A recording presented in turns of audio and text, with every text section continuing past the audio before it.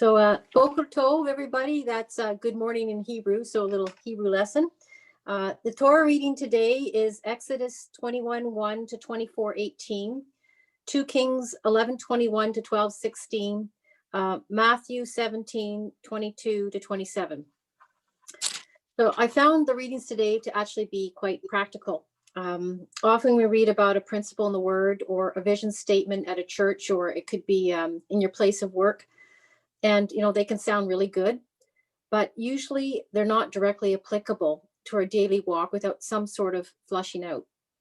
So we need to take it down a few levels, so to speak, to make sense to us. And that's essentially what we see in the readings today. So the portion in Exodus, it takes place directly after God gave the 10 Commandments to Moses.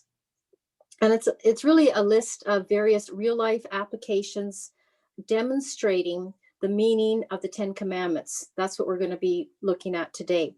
And we know the meaning of the 10 Commandments can be summed up in loving the Lord God with all your being and loving your neighbor as yourself. So I want to look at some of these applications.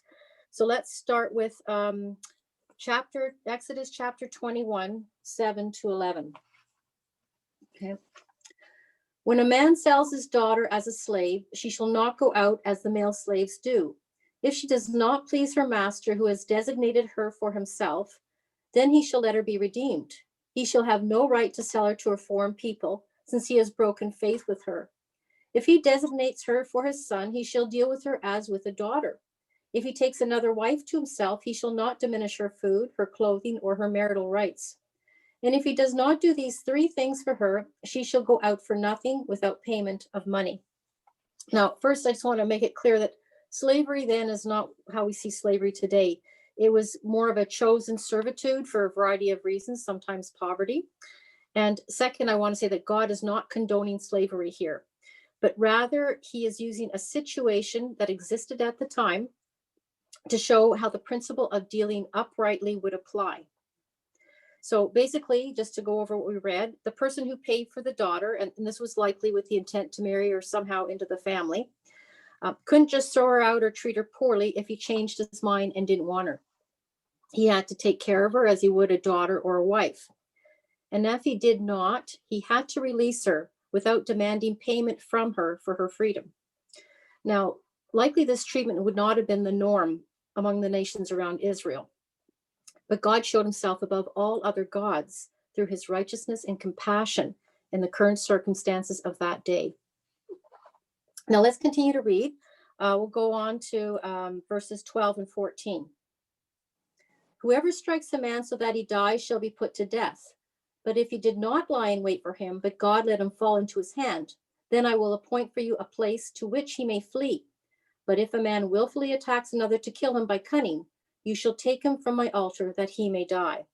So basically, if killing a person was an accident, God gave that person a way out. It's not the same as a deliberate killing, like a murder. So God looks at the intent, not just the outcome. Both matter. Now let's go on. I'm going to read verse 15 and verse 18. Verse 15. Whoever strikes his father or his mother shall be put to death. Then up to 18. When men quarrel and one strikes the other with a stone or with his fist, and the man does not die but takes to his bed, then if the man rises again and walks outdoors with his staff, he who struck him shall be clear. Only he shall pay for the loss of his time and shall have him thoroughly healed. So here we can see that striking a parent is a very serious issue. It's more serious than a quarrel between just 2 men, okay, when another man strikes another. So God here is demonstrating what it means to honor a father and mother. And it's interesting also that we read in Paul in Ephesians, he actually says that this is the only commandment with a promise attached to it, and that's that your days may be long in the land. Now we can go on and read a lot more. And chapter 22 is mainly about sort of agricultural and livestock theme. It's all examples related to that. And that's actually a lifestyle that would be relevant to them when they entered the promised land. But all these examples in chapter 22 generally relate to fairness or in what would be considered as stealing in that environment.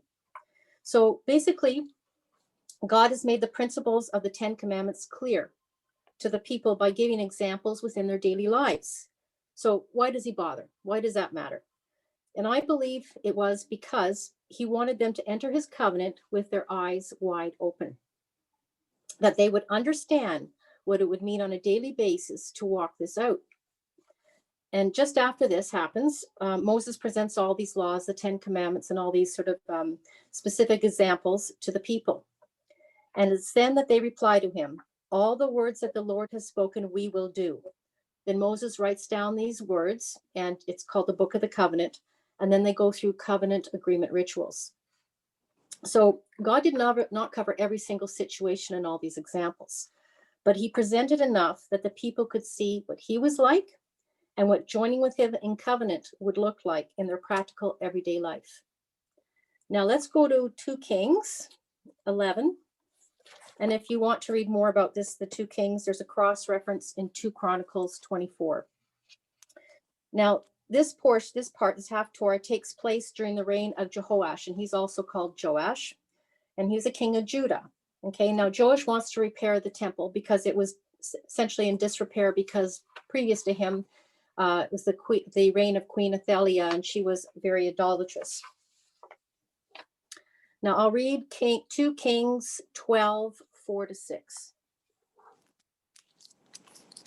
Okay, so Jehoash, that's the king, said to the priests, all the money of the holy things that is brought into the house of the Lord, the money for which each man is assessed, the money from the assessment of persons, and the money that a man's heart prompts him to bring into the house of the Lord, let the priests take, each from his donor, and let them repair the house wherever any needs of repairs is discovered.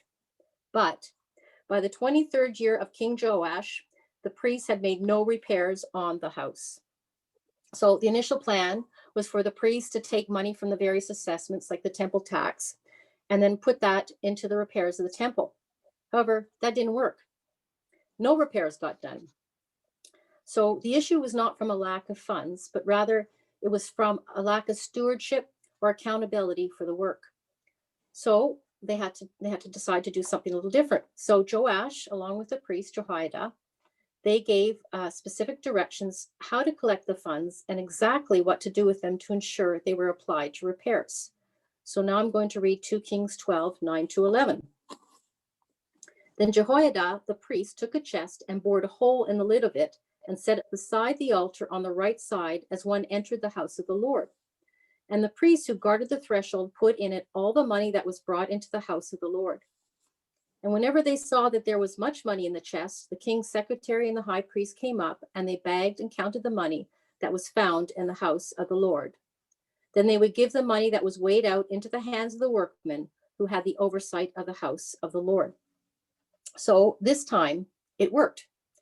So what's the takeaway here?